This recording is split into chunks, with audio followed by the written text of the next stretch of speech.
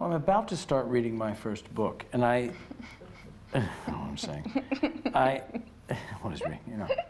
Sometimes, I guess, here's the thing.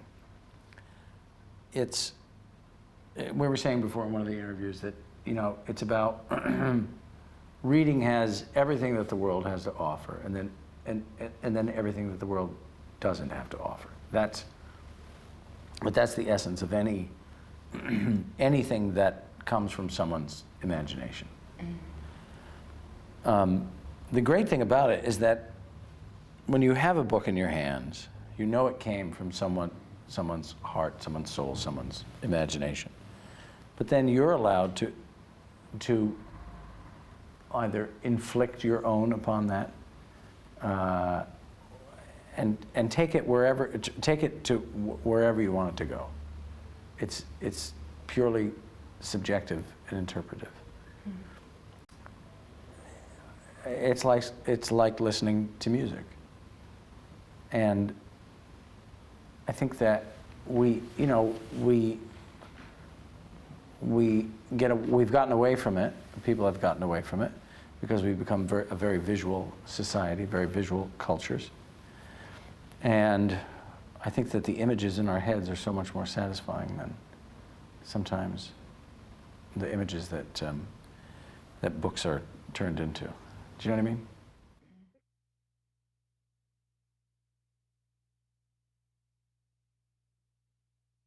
It is. It's a very intimate experience, and I think it probably only takes one good book or one good telling of a book to hook a kid who, especially their minds and their imaginations are so open and so vivid, and you can see children hanging on to words and ideas and dreams that they're being told with enthusiasm, and I think it doesn't take much for them to capture the magic of what storytelling is. And we were saying in the interview as well that storytelling is in the center of family life and at the center of communities, and with the ceremony of going to a church and listening to parables and fables, and that being absolutely crucial to our own understanding of our own life experience. And I found books help to put certain things into context, that because there's a structure that also allows the safety. So you have a beginning, a middle, and end.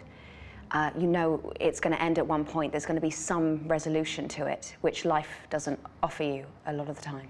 Yeah, you can hold that thing in your hands. I mean, I guess now you can hold it in your computer, on your iPad, or on your phone, or whatever, however you want to hold it. But I must say, there is something. That's a very nice thing you said, that you know, it's making order out of the chaos. You know, it takes this story, and puts it into a context. Yeah. But gives you it gives you a prescription.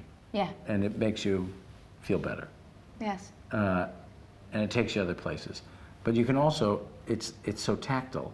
And I think about, I went through this period when I was a kid where I only read books about World War II when I was like, you know, a teenager, like 12, 13, 14 years old. Every book I read. And the beauty, the joy of having those books next to you, like the smell of the book and the feel of the book, and you could, dog ear the book to keep your place and all that. It's incredibly comforting, really comforting. I think, I think that, what we have now with the internet and all that is great. It's great. So much information is out there, but there is something about just the smell of a book sometimes. Yeah. Sometimes you just want to read a book just because it smells good. Yeah.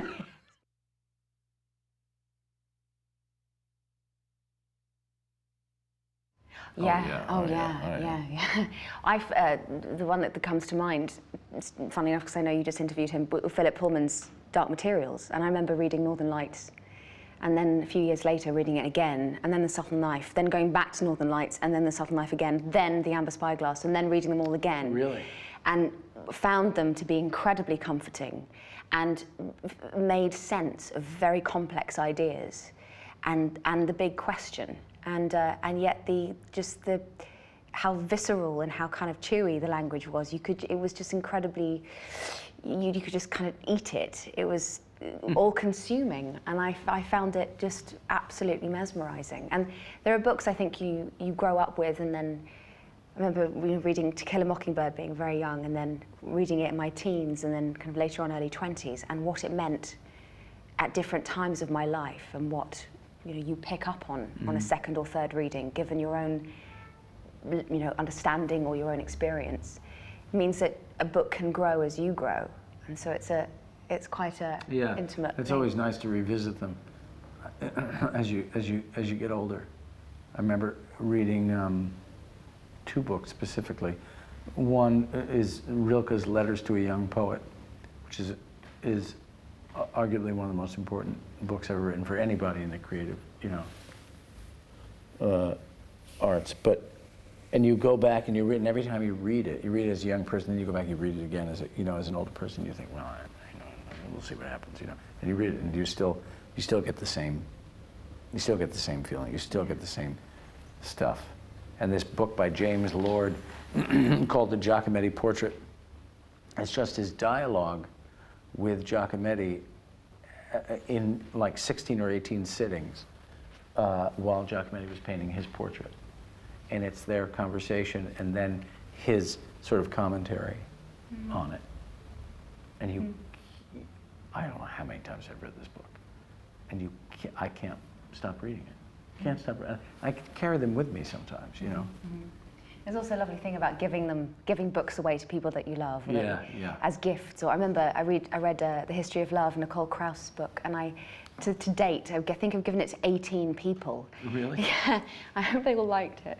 But there is something that it feels like it costs when you give a book that you really love to someone that you love, and there's this hope, but also this fear that they're going to have, desire that they have the same experience or get just as much out of it, and it's almost. I remember just kind of waiting to find out what people that I really loved and respected thought of books that I had really touched me, and going, this could either bring us together or really ruin a friendship. Because you're giving them you're giving them what you love. You're giving them your love.